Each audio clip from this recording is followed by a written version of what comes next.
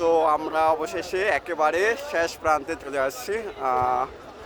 আমরা এখন ভগবানকে দর্শন করব। তো আপনারা দেখতে পাচ্ছেন যে অনেক দর্শনার্থী, আর হচ্ছে শুধুমাত্র এত সংখ্যক দর্শনার্থী ঈদের ছুটি হওয়ার কারণে এটা পাওয়া যাচ্ছে। ঈদের ছুটি হওয়াতে সবাই একসাথে দর্শন করার জন্য চলে আসছে। তো ভিতরে যাচ্ছি। ওকে, আমরা ভিতরে প্রবেশ করলাম। হরে কৃষ্ণ। তো আপনারা দেখছেন যে এই বক্সগুলো ভক্তরা অনেক দূর থেকে আসে। তো এই বক্সগুলোতে জুতো রাখা হয়, এরকম অনেকগুলো বক্স আছে এখানে।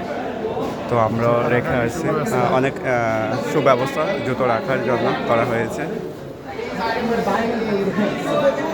তো এটা একটি ইউনিক ডিজাইন, আপনারা দেখতে পাচ্ছেন, অত্যন্ত সুন্দর একটি দেখার মতো দৃশ্য। এটা নতুন করা হয়েছে, খুবই ইউনিক একটি ডিজাইন। হরে কৃষ্ণ। তো হরে কৃষ্ণ।